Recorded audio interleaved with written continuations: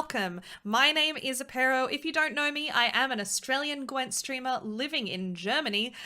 Here I've got for you the Skellige Beginner Challenges.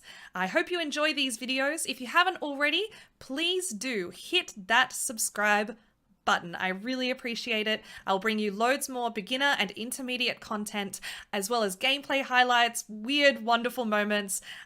These are live recordings from my stream, so if you haven't checked out my stream, check that out too. And yeah, enjoy the videos, and I hope you learn lots. Bye. So we're actually going to start with the Harold the Cripple decks.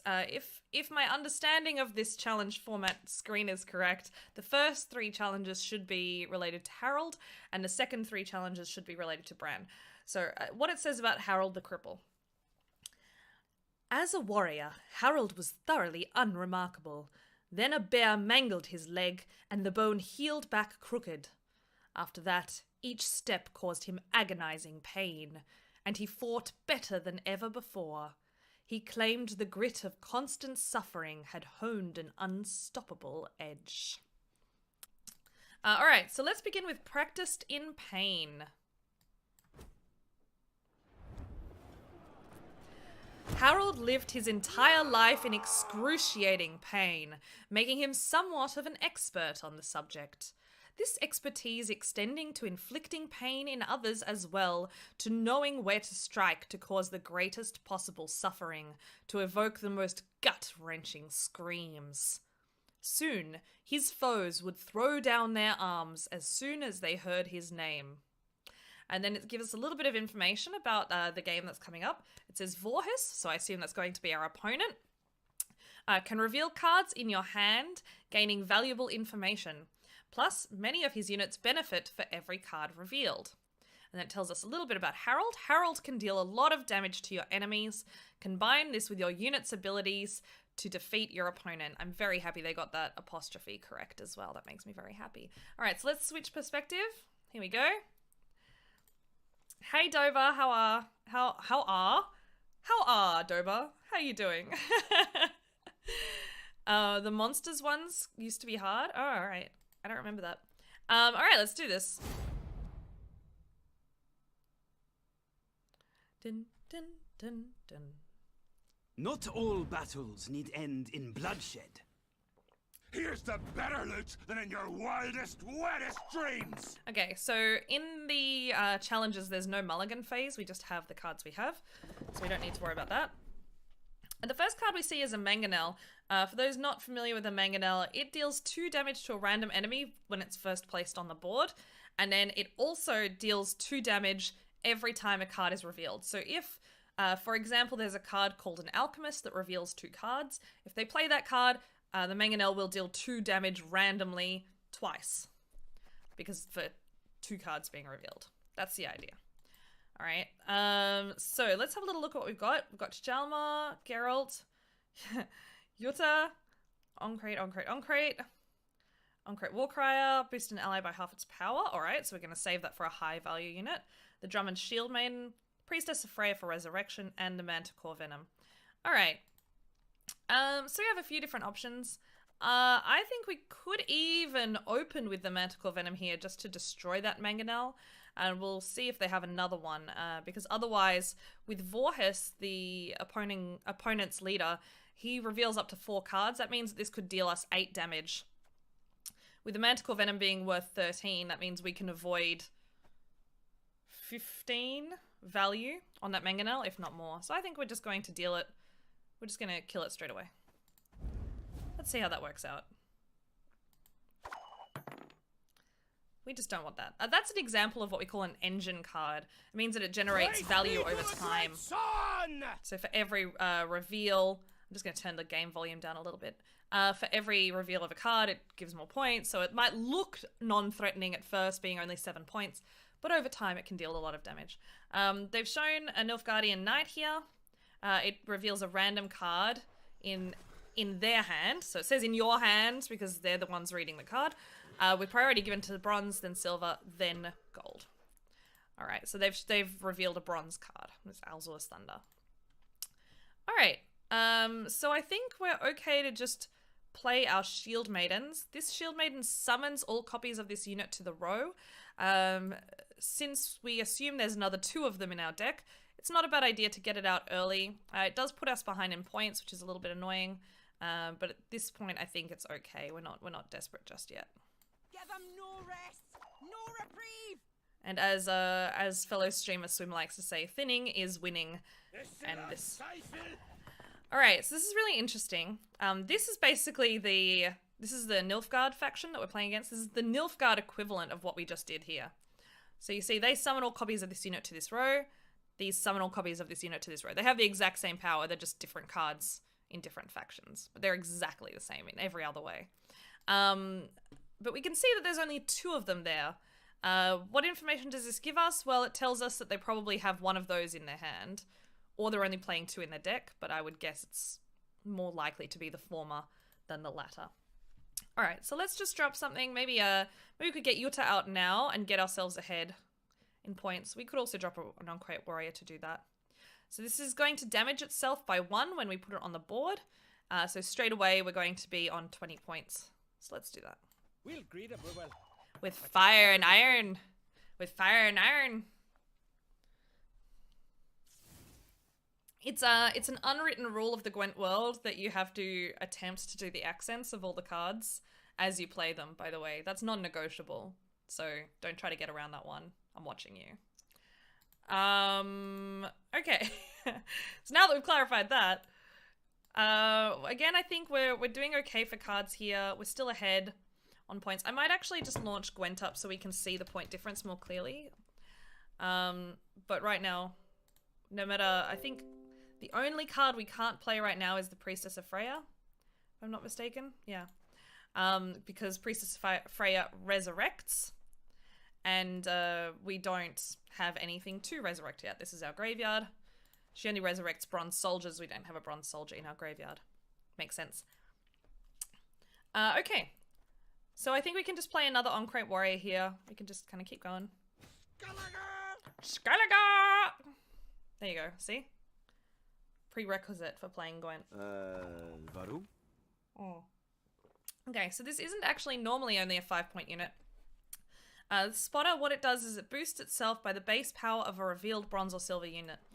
So if they had revealed, so this is a mistake on their part, if they had revealed some cards, they would have a bronze or silver unit either on our side or on their side that they could steal the value of here. But they haven't, so there's nothing revealed, so it didn't have anything to boost itself by, but it should have, basically. Alright, so we'll just drop another Uncrate Warrior. Just keep using that. We'll follow you always. Into the fire! Into the fire! There will be rain or frost. Oh, interesting. Okay. Ooh, what a sound effect. So this is Arthesius. He allows you to look at all of your opponent's cards in the deck, not in hand, and move one of those cards to the bottom of the deck. So we don't know what they moved to the bottom of our deck, but they did. They moved something. We just don't know what it was. Okay. So there's still only 3 points ahead of us. Hi, Reploid, how you doing? We're just playing through the beginner challenges. We're playing as Skellige, so it's a pretty low-key stream today, but feel free to hang out if you'd like. Always a pleasure. All right. So we have quite a bit in here that we can use. I think we'll just drop Yuta here. She's 12 points. What we're waiting for here, right? What we're waiting for is a situation where they are 2 cards behind us. So because they go first, what we're waiting for is to get to a point where they don't catch up to us, if you know what I mean, so that we can pass on them, and they will have to play an extra card, Face me. and we'll go into round 2 with 2 cards on them. If it's peace you desire, prepare for war. There we go. Okay, so as I predicted, there we go. We see the Alba Pikeman, and there's an Alba Pikeman in there. So we did know that that was going to happen. The other interesting thing here is that they actually chose only to reveal their own units. It's very unusual. Normally they reveal our units so they can see what we have. They don't just show us what they've got in their hands. This is a little bit unusual on their part. And again, if they had revealed that Cantarella, for example, before playing the spotter, they would have had an 18-point spotter instead of a 5-point spotter. So these are some of the mistakes that the AI is making kind of on purpose to give us a chance. But it is what it is. All right. And I think we don't actually have a way to... So Hjalmar here, he spawns Lord of Undvik on the other side, so that's worth 5. And then if we kill that, we get boosted by 10. We don't have any way... Well, I mean, we suppose we only have Harold to attack a 5-point unit if we drop it on the other side of the board, but there's nowhere where we can guarantee that we kill it. Harold deals 10 damage randomly in 1-point bursts, right? Over onto an opposite row, right? So if we were to put the Hjalmar in such a position that Lord of the Undvik... Is that right? Yes, Lord of the Undvik was spawned here. We've got 11 points on that row. We don't guarantee that we're going to kill the 5, so I don't want to do that just yet. We're going to save that for later. I think instead we're actually going to go with our vanilla, what we call vanilla Geralt. He's just Geralt of Rivia. He has no abilities, just 15 power. So here we go. Let's just drop him. There he is. Any last words? Ah, and apparently our deck is playing Roach. Roach is a great little card. She summons herself. She comes jumping out of our deck whenever we play a gold unit from our hand. It looks like they played Albrich. Okay, and now here we have a nice little piece of synergy. We have a Hjalmar on crate who spawns a Lord of the Undvik, which is 5 points. We need to kill that to get our 10-point boost. And we have Triss Marigold, which deals 5 damage. I think you see what I'm saying.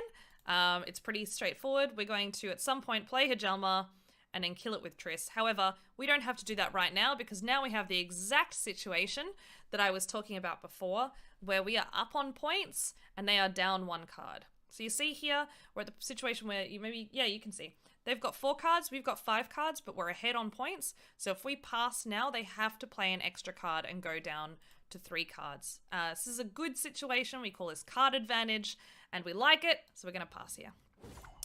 Hi, Yuppa, how you doing? Lovely to see you. Hey, Miss Lady J, nice to see you too. Yay. All the ladies are hanging out here today. This is a ladies' club. I feel like I'm missing a necklace. I feel like this is missing, this ensemble is missing something. I gotta work on that. Gotta work on my jewelry game. Alright, nice. So again, there's no mulligan phase in these versions, but these hunters also deal 5 damage. Excuse me. So they are also going to be another way that we have to kill the Lord of the Undvik. Oh, my voice is just warming up today. It's taking its time. So they've played their big 3-point Albert Pikeman. They're also playing into this round. Now, because we have card advantage going into round 2, they are now 3 cards behind us when they play their move. This is just a really nice position for us, honestly. I think we're going to start by just resurrecting one of our on-crate warriors. I don't think we need to play these just yet. The on-crate Warcrier works best with what we call a tall unit, that is a unit with lots of power. That's what Hjalmar is going to be. So we're going to save that for that card there. These guys all hit units by 5 points, and we don't have a 5-point unit yet, so we're losing value by playing them onto a 3. So we're just going to open with what we call a proactive play. Is patient, that means no insult. It's not reacting to the board, it is proactive. We're just creating points on our side of the board. There we go, they've decided to pass. Very kind of them. And now we go into round 3. This is where we destroy them. This is where we destroy the AI, because we have a really nice setup here. Okay. So again, all of these things are reacting to what's already on the board, except for our priestess. Bow before modern Freya. Into on-crate warrior. Only for adults stream, says Deadwing. I'm pretty sure that kids could watch this. Kind of. Let us see. Kind of. Okay.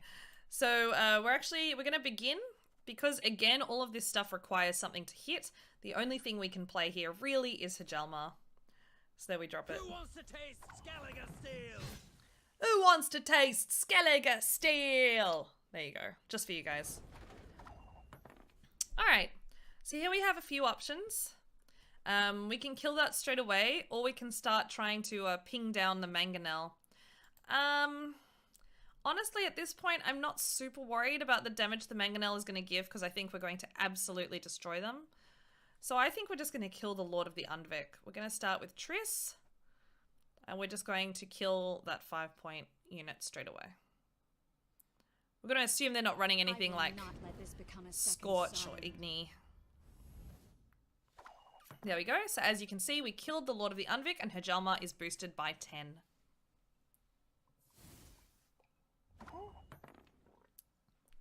Okay, they've hit us with the lightning. Go ahead.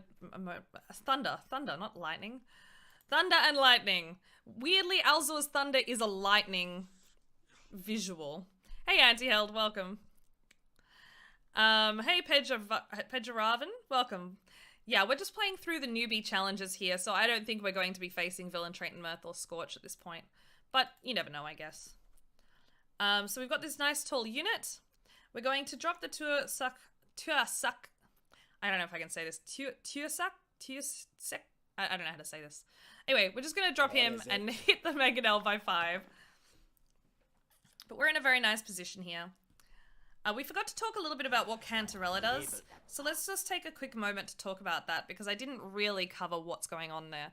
So our opponent played Cantarella. Cantarella is a 13-point unit. Just ignore the sound effects, guys.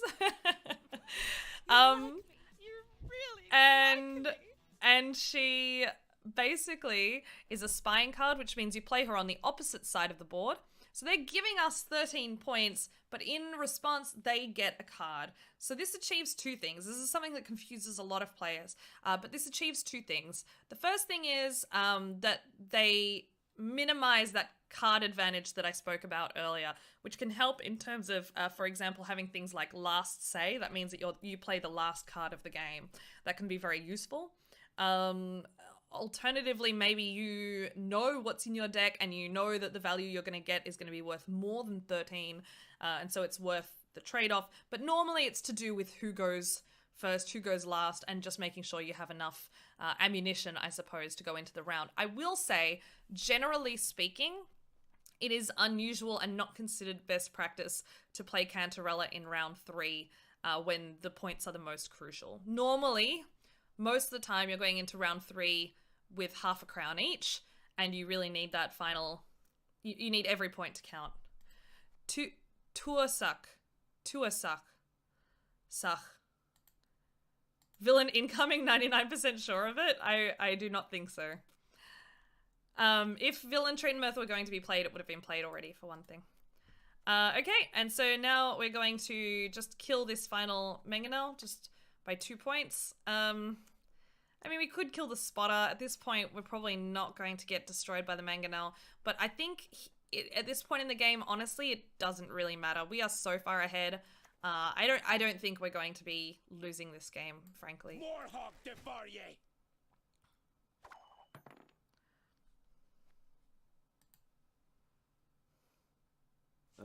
Yep. Nice. We're going to wait on Harold because we want, ideally, there to be more than 5 points in a row. So we're going to play our Encrate Warcry. He boosts an ally by half its power.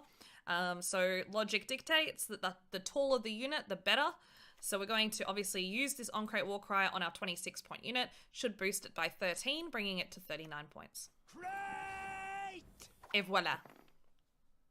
Hero pass? Yeah, probably could hero pass here, Ham. You're probably right. According to plan.